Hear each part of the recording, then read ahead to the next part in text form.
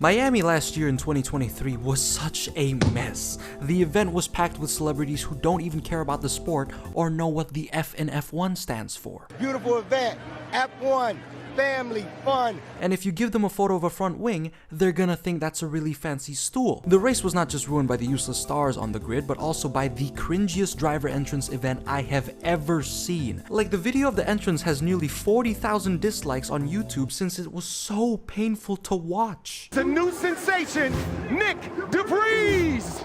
Woo! Yeah! And the crowd goes home! What happened on track wasn't any better. The only entertaining part of qualifying was Charles forgetting how to drive. And doesn't that look absolutely epic, that Ferrari? Then he fought a Haas the entire race. Then Max Verstappen won by a landslide as per usual, overtaking two cars into one corner. At least that was pretty cool. But the rest of the race was mediocre at best. So naturally, with hot garbage being Miami 2023, coming into Miami 2024, I decided not to watch the race. I am never skipping a race again. Miami 2024 was such a clusterfuck, and I mean that in the most positive way possible. Right out the gate, we have the pre-race announcements. Weeks before the race weekend, Ferrari announced that they were going to do a special blue livery. This got everybody excited, heads over heels, as we are finally going to see a blue Ferrari F1 car again since 1964. And as Ferrari slowly revealed its new blue livery, they first showed us the team's blue merchandise. Carlos and Charles look like gas station workers. Honestly, I kinda like the fit. It's pretty cool. The sky blue simple oversized shirt goes hard. Just don't wear the hat. Unless you wanna look like you work at Shell. Ferrari really had the opportunity to pull off something amazing here. The best combo ever. Their race suits, amazing. Helmets, amazing. Merchandise, questionable. And as for the car's livery, they have the opportunity to pull off this. Amazing. But this is what we got instead. What in the fuck is that? Is that the Alpine A524, guys? Holy shit, I can almost not tell the difference. Also, Charles, you are a liar. I have supported you in every single one of my previous videos for you to only lie to your entire fan base and me. If you guys don't know what I'm talking about, take a look at this.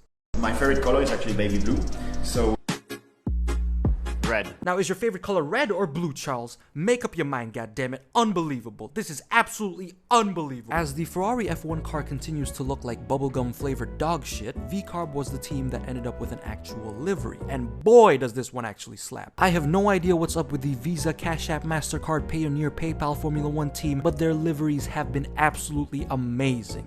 Ferrari, please start taking notes. Free practice 1 was relatively straightforward. It was a regular session where the drivers have to learn the track, and due to it being a sprint weekend, they only have an hour until they have to qualify for the short race. Charles Leclerc once again spun his Ferrari like last year, but instead of causing a red flag and damaging his car, he caused a red flag and turned into a roadblock, clearly taking inspiration from the Evergreen ship. Alpine seems to have improved from their horrific state in Bahrain and are now running in the upper section of the midfield. Obviously, that is amazing news for them and the 10 Alpine fans out there. Shout out to you guys, my favorite endangered species. And as for the rest of the session, it went relatively normal. As Max Verstappen tops the timing sheets as per usual, it is now time for sprint qualifying, baby. Williams qualifies at the bottom once again, but this time Logan Sargent qualifies above Alex Albon. This makes a lot of sense because I can now confirm that Logan finally knows what a kilometer is. I'm Logan Sargent, and this is What is a kilometer? wrong answers only. What's your name? And what is a kilometer? I'll give you the right answer. 1.6k to a mile. Nice. Throughout the weekend, Max Verstappen was complaining so much on the radio. His setup was off, his pace was off, and he just didn't get the jig of the car. But still, he sets the fastest lap on track, and guess what he had to say? LOL. I think that's it. That's P1 Max. Lol. What happened to the others? Like, this was terrible. Max thought he did a horrendous lap, had a mediocre setup, was struggling in practice, and still set the fastest lap on track. If I was one of the drivers on the grid, I would just not participate in qualifying. What the hell is that? How? If that's Max with a horrible setup, imagine him with a perfect one. Not only will I not participate in qualifying, but I'll probably piss myself in the garage. Also, Max is probably the funniest driver on the grid. He could come up with one of the coldest lines in motorsports history and then just pull a complete 180. Maybe God is with him, but he is not God. Lol. As for the rest of the session, everyone just did the usual. Mercedes gets knocked out in Q2. Lewis probably can't wait to be in Ferrari at this point. Nico Hülkenberg manages to get into Q3 like he usually does, and Aston Martin turns into Aston midfield. Overall, this was a pretty uneventful qualifying session. But wait, is that Daniel Ricciardo from the hit team Visa Cash App RB? The same man who beat Max Verstappen in equal machinery then threw away his career? Holy shit, guys, Daniel Ricciardo qualifies in P4 ahead of Carlos Norris and Piastri. He is so back, baby. That is what I'm talking about, ladies and gentlemen. The Honey Badger has returned. A lot of F1 fans don't like sprint races, and it's for good reason. Only cars in the top 8 get to score points, so it's almost pointless, literally, for the bottom 10 of the grid to even participate in the race. And in this year's Miami sprint race, a lot of people were saying that it was going to be disappointing. Until Lewis Hamilton decided to channel his inner Red Bull minus the red, having absolutely no grip into turn 1, hitting Alonso, who then hit Stroll, and then Lando Norris. The McLaren. Someone comes up the inside. Oh, it's the Mercedes. It's Hamilton. Whoa, Hamilton arrived like a bull. After Lando and Stroll had to retire and Alonso running in the back of the field because of the damage that he got from the prior incident, everyone was gunning at Lewis. Almost every fan called for Lewis to pay for what he did in turn 1. And the man who answered those calls was the Viking himself. Kevin Magnussen, baby. Let's see if we're going to move further back. Hamilton this time trying the outside line. Going to the inside will be Kevin Magnussen. They both run off the road. In Kevin Magnussen, who's always going to get the left elbow out and the right elbow out and make his house as wide as possible. K-Mag has been on fire with his defense this season. Saudi Arabia, amazing. And now Miami, absolutely amazing. Defending his position to protect Nico Hülkenberg from any potential threats. Although, he got like 3 penalty points for it and like 35 seconds worth of penalties that even Esteban Ocon would be proud. Ultimately, the sprint race had the regular podium sitters, with Max at the top step, Charles, and then Checo. Also, Nico Hülkenberg scored 2 points for Haas, and that was all that the race had to offer. But wait again, is that Daniel Ricciardo from the hit team Visa Cash App RB? The same man who beat Max Verstappen in equal machinery then threw away his career? Holy shit, guys. Daniel finishes in P4, amazing performance from him, perfect qualifying, and now a perfect sprint race. Holy shit, Danny Rick is so back, baby. He is so fucking back. Fuck all of you haters, I don't know what to tell you guys, but the Honey Badger is back. Okay, never mind. He is so not back.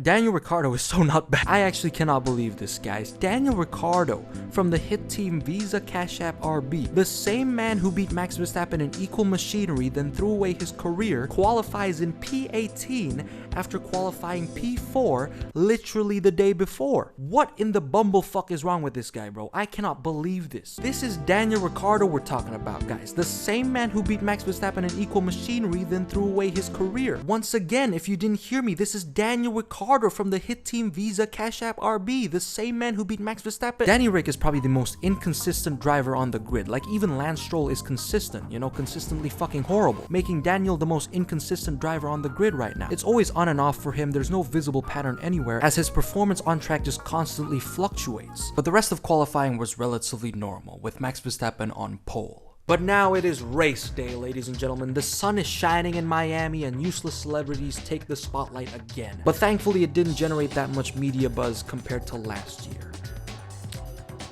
At least until this guy showed up. Donald Trump, the former American president, came into Miami as McLaren's guest, and boy did this stir up so much controversy. What surprised me the most when Donald Trump showed up was not only the fact that he was more orange than the McLaren logo, but with how many fans were fuming over this. As can be seen in this photo, Trump was wearing his hat, which many fans called to be a strong political statement, bashing F1 for banning political statements that drivers can make, but then allowing Trump to wear that hat. Although in this photo, I didn't even notice it in the first place. Charles Leclerc's ass took more of the spotlight. Just think about it, guys. If he just had an HP logo for each of his butt cheeks, that would have been the perfect race suit. But let's skip all the bullshit, alright? Let's just get to where it's lights out and away we go. Sergio Perez immediately pulls off the same move as Hamilton into turn 1, goes in like a torpedo, nearly kills Max, while the McLaren showed great pace, keeping up with the Ferraris while Mercedes fought Haas, solidifying their downfall. And Kevin Magnussen didn't just show that he's super talented in defending, but also at getting penalties, receiving race-ruining time penalties and a potential race ban for his collision with Logan Sargent. And while all of this was happening, Max Verstappen being comfortably in the lead, he decided to take out his biggest rival in Formula 1. A traffic cone.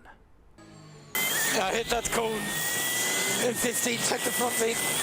Honestly, you know, I think that was a very brave move by Verstappen. I mean, just look at how menacing that cone is. I'm just glad that he came out of that safe and sound. But unfortunately, the cone got its revenge on Verstappen, damaging the floor of his car, making his top speed so fucking low. What is that? My guy went from rocket ship to tractor in like 2 seconds. Speaking about tractors, Aston Martin has officially fumbled so hard. If there's something I have to be happy about from missing this race live, it's probably because of this. In the past, Aston Martin didn't know how to make fast upgrades, and it's good to see that now they have changed. But now they just don't know how to make a fast car. Amazing stuff, Aston Martin. Alonso just signed an extension to race with you till 2026. Then you fail to make a car that can compete for points, and your fans now want to support another team. Or in my case, jump off a fucking building. But after Kevin and Logan's crash, Lando Norris got into the lead, having not pitted yet and was blessed with a safety car, saving time on his pit stop. And as the safety car came in, Lando defends against Max straight away into turn 1, while Oscar and Carlos scrap for positions. Alonso and Ocon have a neat battle for points. Oscar then loses 2 positions into 1 corner. Cars in the top 10 are absolutely glued to each other, and everyone goes tense as Lando Norris uses all of his talent to pull away from a wounded Max Verstappen. And finally, the moment you guys are all waiting for. After years of struggle, pain, and failure, I can proudly say that Lando Norris has fucking done it. It's victory in Miami for Norris and McLaren. He's done it. He's won it. The British driver's dream is realised. And look what it means to Zach Brown. At long last, Lando is your winner. As the race finished up, celebrations were thrown around. Lewis was the first to congratulate Lando, Twitter was exploding with love for him, and the crowd was reacting absolutely wild. I'm very happy for Lando, but someone who reacted even wilder was Max Verstappen, where in the cooldown room, he saw just how close Checo was to hitting him and pulled the goofiest face I have ever seen. Like, this isn't even the last time Max pulled the goofiest reaction. Back in 2023, he pulled this look after being surprised McLaren got P2 and P3. You cannot convince me that he doesn't look exactly like this. And of course, let's not forget this legendary interview. How far were you behind me? It would have been tough. I would have had to overtake 2 Ferraris, Red Bull, Oscar. Oscar was doing a very good job, so hats off to him. Yeah, but I mean, it's always if right. If my mom had balls, she would be my dad. So, yeah. All around, Miami was actually a great race this year, allowing me to give it a very generous rating of Charles Leclerc's ass cheeks out of 10, the highest score I've given so far. Don't forget to hit that big juicy red subscribe button as well, guys, because if this video does well, I'll continue to do more race recaps. And as a rundown for everything, Kevin Magnussen's defense has been aggressive but entertaining. Everyone is happy for Lando, even if you're not a fan. And of course, the driver I sympathize the most with, who is trying to clearly get back to his old self and perform better, is Danny Rick. I can't help but feel very sorry for him, and I just hope that he regains his lost talent, because F1 will not be the same without Daniel Ricciardo. Wait, did you say Daniel Ricciardo from the hit team Visa? Okay, here we go again.